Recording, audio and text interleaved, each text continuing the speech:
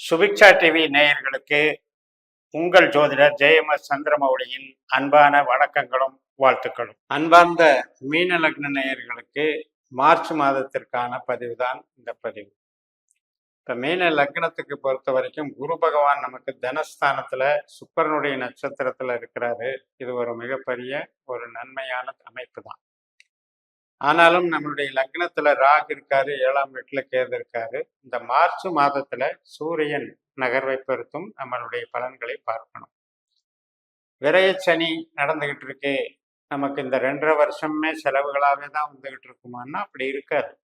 யாருக்கெல்லாம் அவர்களுடைய ஜனன ஜாதகத்துல சனி பகவான் 8ஆம் பாவம் 12ஆம் பாவம் அதிகாரியாக வந்திருந்து அவர்களுக்கு அந்த திசாபுத்தி அந்தரங்கள் நடந்திருக்கவங்களுக்கு தான் அது நடக்கும். எல்லாருக்குமே அந்த 12ல சனி வந்துருச்சுன்னா எல்லா வயதுக்காரர்களுக்கும் எல்லாத்துக்குமே விரயம்னு எடுத்துக்கூடாது. அதே நேரத்துல இப்போ இந்த மார்ச் மாதத்துல சூரியனுடைய பலம் வைத்து பார்க்கும்போது நமக்கு பகை வெல்லுதல் அப்படிங்கிறது ஒரு நல்ல சத்ரு ஜெயம் அப்படிங்கிறத எடுத்துக்கலாம். அதாவது எதிரிகளை நம்ம வசப்படுத்தலாம், நம்ம அடக்கி ஆளலாம். அது மாதிரியான சந்தர்ப்பம் சூழல்கள் நமக்கு சாதகமாக அமையுது.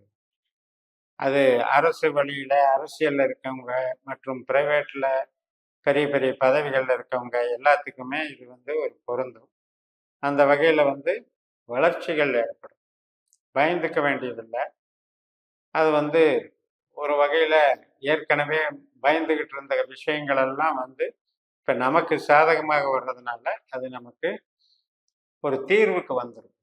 ஏற்கனவே பிரச்சனைகள் ஓடினது, அதற்காக நாம மன உளைச்சலுக்கு ஆட்பட்டதெல்லாம் இப்போ ஒரு தீர்வுக்கு வந்துடும். அதுல இருந்து நமக்கு முன்னேற்றங்கள் ஏற்படும்.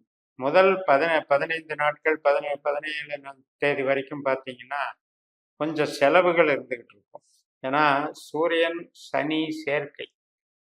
அப்ப 6ஆம் அதிபதி 12ஆம் அதிபதி 12ஆம் இடத்துல ராகு நட்சத்திரத்துல சேர்றாங்க. இந்த ராகு அதை டெவலப் பண்ணி விடுறாரு செலவுகளை. ஒரு செலவுன்னு போனா அது 2-3 செலவா எச்சாகி போயிடுது. அது கட்டுக்கடங்காம போயிட்டு இருக்கு. அதனால திட்டமிட்டபடி செலவு நடக்கிறது இல்லையேங்கிற ஒரு பிரச்சனை போயிட்டு இருக்கும். அதை மட்டும் கொஞ்சம் கண்ட்ரோல் பண்ணிட்டோம்னா மற்றபடி வேலை வாய்ப்பு, பண வரவு, தொழில் பலம் இதுக்கெல்லாம் குறைச்சல் இல்லாம போய்கிட்டு இருக்கும். நன்மைகள் நடக்கக்கூடிய நல்ல மாதம் தான். பண வரவுக்கும் சாதகமாக இருக்கும். இளைய சகோதரம் சகோதரி வகையில நல்ல பக்கபலமா இருப்பாங்க. அவங்களுடைய வளர்ச்சிகளும் சிறப்பாக டெவலப் ஆகும். அவங்களுடைய வளர்ச்சிகளும் நமக்கு மகிழ்வை தரும். அதே போல தாயாரினுடைய உடல் நலம், ஒரு வீடு மனை வாங்கிறதுக்கு, ஒரு வாகனம் வாங்கிறதுக்கெல்லாம் சாதகமாக இருக்குது. குழந்தைகள் சம்பந்தப்பட்ட விதத்துல சில செலவுகளை கொடுக்கும், அல்லது அவங்களுக்கு உண்டான ஆரோக்கிய ப்ராப்ளம் அதனால வரக்கூடிய செலவுகளாகவும் அது இருக்கலாம். அது சம்மந்தப்பட்டு கொஞ்சம் கேர் எடுத்துக்கணும். சந்தோஷம் கொஞ்சம் கம்மியாகும். ஏன்னா எல்லாமே ஒரு தூக்கம் கெடுறது, அலைச்சல் திருச்சல், எதிரிகள் சார்ந்த ஒரு சிந்தனை, இதையெல்லாம் கையில் வச்சுட்டு இருக்கிறதுனால அந்த சந்தோஷம் கொஞ்சம் குறையும். அதே நேரத்தில் வேலை வாய்ப்புகள் பிரகாசமாக வேலை செய்யும். கணவன் மனைவி உறவு சார்ந்த விஷயத்துல கொஞ்சம் விட்டு கொடுத்து போகணும். இந்த சூரியன் சனி கிரக யுத்தம் என்பது நமக்கு அடிப்படையில அது ஒரு ஈகோ கிளாஷ் மாதிரி, முதலாளி தொழிலாளி மாதிரி 2 பகை கிரகங்கள் 12ஆம் இடத்துல இருக்கும்போது தேவையில்லாத ஒரு விஷயமா இருக்கும். ஆனா பெருசா பூதாகாரமா அது சண்டையை வளர்த்து விட்டுரும். அதனால மெயினா வதந்திகள் சார்ந்து அந்த வதந்திகளை பேஸ் பண்ணி அல்லது இன்னொரு நபர்னுடைய பிரச்சனையை எடுத்து பேசிட்டு அதனால வரக்கூடிய சண்டைகள் தவிர்த்துக்கணும்.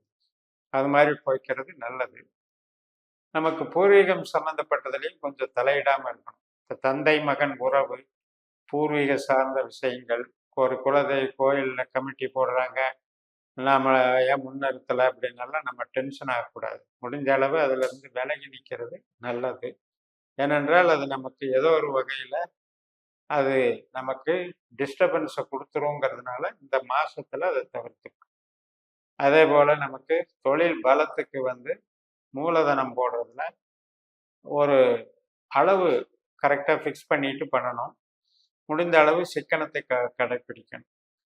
அதே போல் நமக்கு ஒரு தொழிலை விரிவாக்குறது, ஒரு ஒரு பிரான்ச்சை எக்ஸ்டெண்ட் பண்ணுறது, இன்னொரு இடத்துல பிரான்ச் போடுறது, இது மாதிரி எக்ஸ்பென்ஷன் பண்ணுறதுக்கெல்லாம் சாதகமாக இருக்கிறது. வளர்ச்சிகள் நன்றாக இருக்கும்.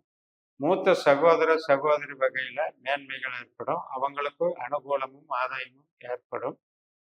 அது மாதிரி இந்த மூலதனத்தில் மட்டும் கொஞ்சம் கண்ணும் கருத்துமாக இருந்துக்கிட்டீங்கன்னா, இப்போ வேலை பார்க்குறீங்க, சர்வீஸ் பண்ணுறீங்க அப்படின்னா அது அந்த பிரச்சனை கிடையாது. ஆனால் அதே நேரத்தில் நம்ம வந்து மெனக்கிட வேண்டியிருக்கும்.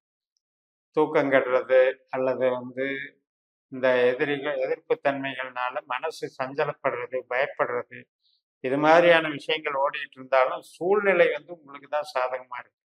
அதனால பயப்பட வேண்டியதில்லை. 12ஆம் இடத்துல கிரக சேர்க்கைகள் என்பது நமது எதிரிகளை வெல்லக்கூடிய அளவுல நாம வந்து சூழலை அமைச்சு கொடுக்குதுங்கிறதுனால நம்ம அந்த அது அது கைவர ரிசல்ட் கையில கிடைக்கிற வரைக்கும் அந்த பயம் இருக்கும். அதுதான் அந்த விரைச்சனியினுடைய ஸ்ட்ரெஸ்ஸு. அதை வந்து நாம கொஞ்சம் கரெக்ட் பண்ணிட்டாலே போதும். சூரியனுடைய பலத்தினால உங்களுக்கு அங்கீகாரமும் உங்களுடைய ஒரு வெற்றியும் மறுக்கப்படாது. அதில் வந்து கவனமாக இருங்கள்.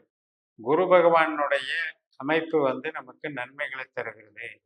எந்த பாதிப்பும் இல்லாமல் ஆயுள் ஆரோக்கியத்தை வளர்த்து கொடுக்கிறது.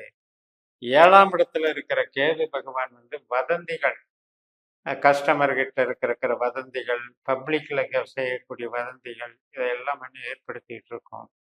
அந்த குழப்பங்களை எல்லாம் காதில் போட்டுக்காம அப்படியே கொண்டு போயிட்டீங்க அப்படின்னா உங்களுக்கு ஒரு பிரச்சனை இல்லை. எப்பவுமே வந்து கேது என்பது உறவை துண்டிக்கக்கூடிய கிரகம். அந்த உறவுங்கிற விஷயத்துல நாம கொஞ்சம் டிஸ்டன்ஸ் மெயின்டைன் பண்ணிட்டாலே போதும். அது ஒன்றும் பெருசா நம்மளை பாதிச்சிடாது. ஸோ ஜென்ரலாக எடுத்துக்கிட்டிங்கன்னா பெருசாக விரைச்சனினால நம்ம 2.5 வருஷமே பாதிச்சுக்கிட்டே இருக்கணுங்கிறது அவசியம் இல்லை. அந்த அளவுக்கு நம்மளுக்கு சனி என்பது நம்மளுடைய சுயபலத்தை கொஞ்சம் இழக்க வைத்து அலைச்சல் திருச்சலை ஏற்படுத்தி அதன் மூலம் கொஞ்சம் நமக்கு வந்து ஒரு பயத்தை உண்டாக்கும் அல்லது சலனத்தை உண்டாக்கும், தாமதங்களை ஏற்படுத்தும். வாழ்க்கையில் வந்து வளர்ச்சி ஒரு பொருள் வருமானத்துக்கு தாமதம் ஏற்படுத்துறதுங்கிறது ஒரு கணக்கு. அதை காம்பன்சேட் பண்ணுறதுக்கு தான் குரு பகவான் இருக்கார். குரு பகவான் வந்து நமக்கு தனஸ்தானத்தில் இருந்து அந்த வளர்ச்சிகளை வந்து டெவலப் பண்ணி கொடுக்குறார். அப்போ நம்மளுடைய ஈடுபாடை வந்து நம்ம வளர்த்துக்க அதன் மூலமாக புதுசாக சூழல்களை உருவாக்கி புதுசாக நமக்கு வழிகாட்டுவார். அப்போ அதில் நமக்கு இந்த விரயத்தை அதில் நம்ம காம்பன்சேட் பண்ணிக்கலாம். ஒரு பக்கம் விரயம் நடந்துக்கிட்டு இருந்தாலும் ஒரு பக்கம் வருமானத்தை வளர்ச்சி பண்ண கொடுத்துருவார். அதே நேரத்தில் சொந்த தொழில் புதுசாக ஆரம்பிக்கணுங்கிற எண்ணத்தில் இருக்கவங்க மட்டும் அதை அவாய்ட் பண்ணிக்கணும்.